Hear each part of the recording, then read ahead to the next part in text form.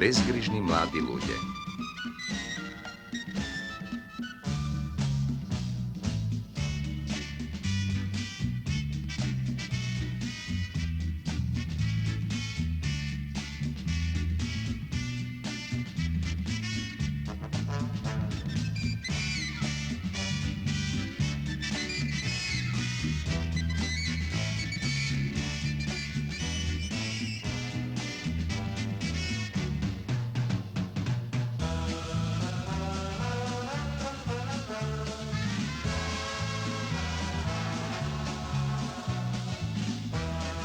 Bezgrižni mladi ludje.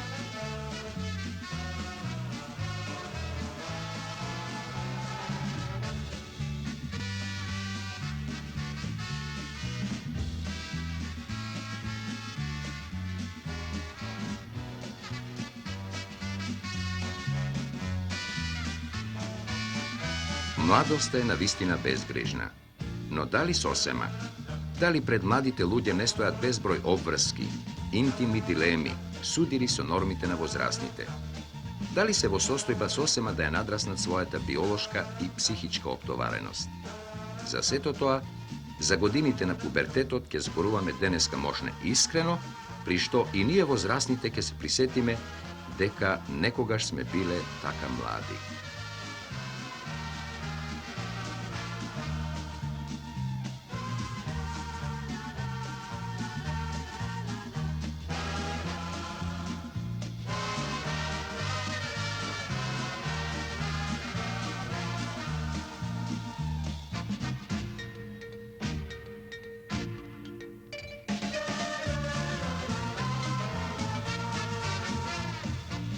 Не е редок случај да сретнеме родители кои се просто избезумени кога ќе ги забележат првите знаци на сексуалното зреење кај своите деца.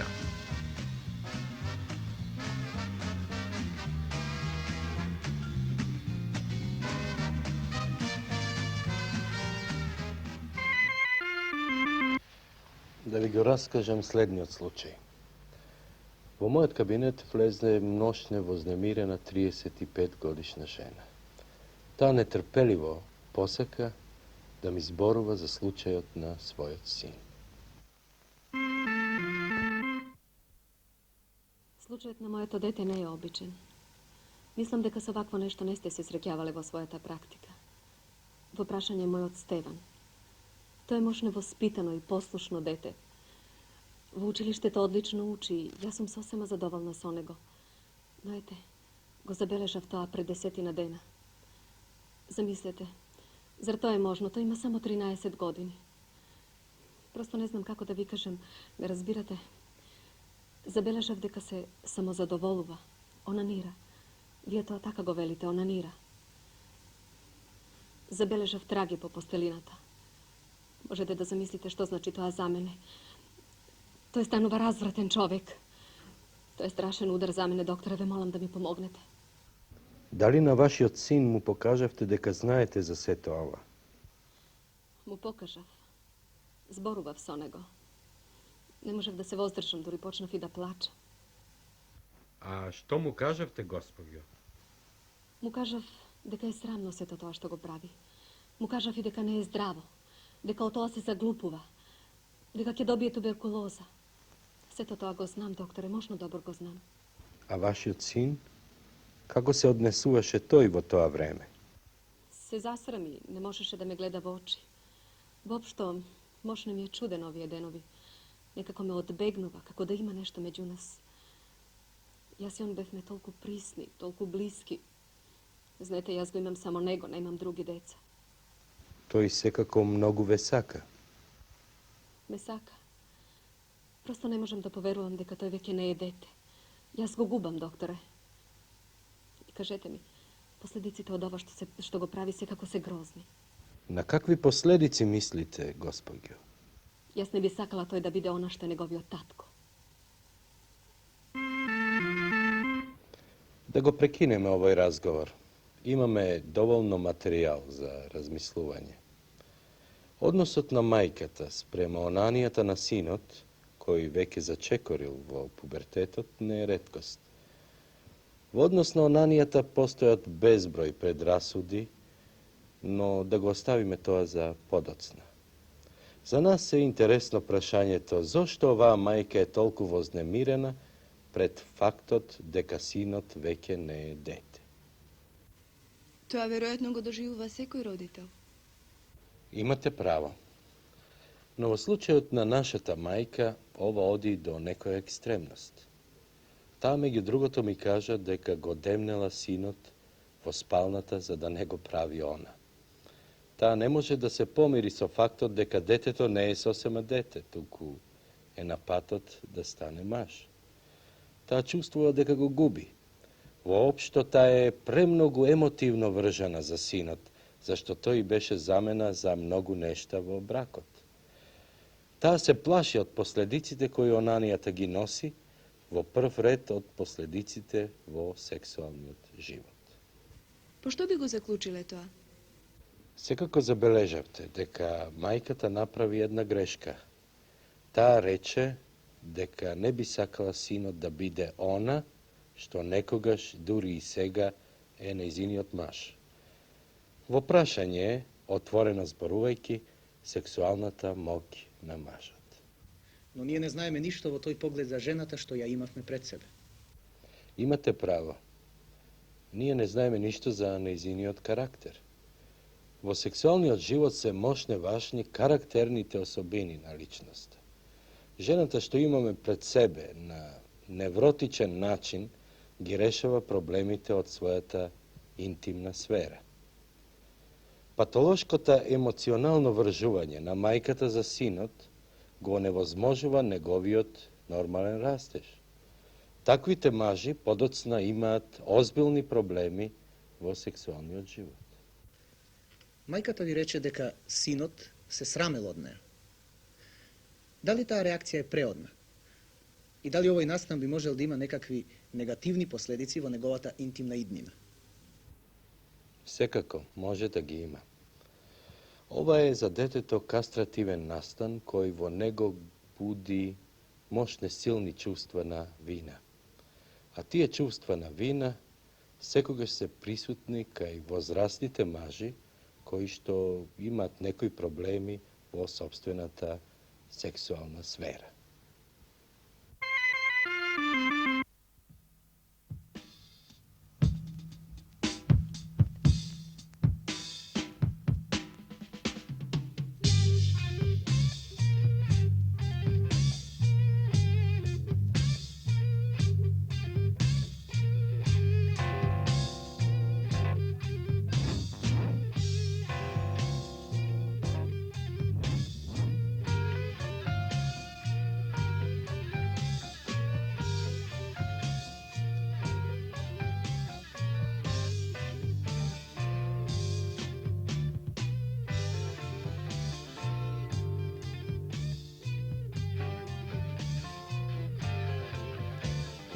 И во денешно време, кога сме ослободени од голем дел предрасуди и сопирачки во однос на сексуалното живење, кога на младите им даваме елементарни слободи во тој поглед, се уште постојат предрасуди во однос на конечното сексуално растоварување.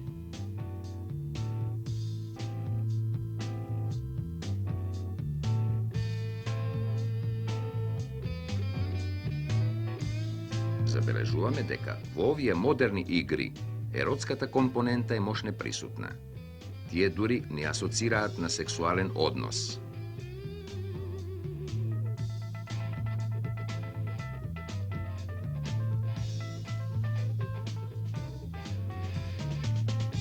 Но забележуваме и нешто друго. Нарцистичката компонента е мощне застапена. Овие млади луѓе играат и сами со себе.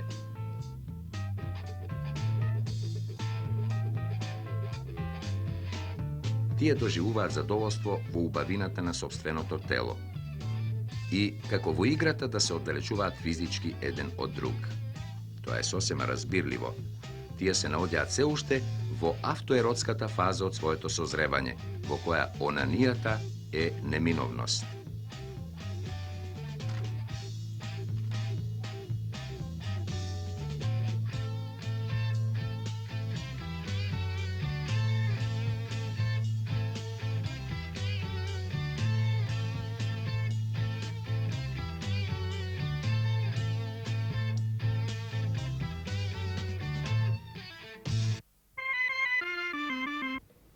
Навистина, онанијата е неминовност при машките деца на нивниот пат кон сексуалната зрелост.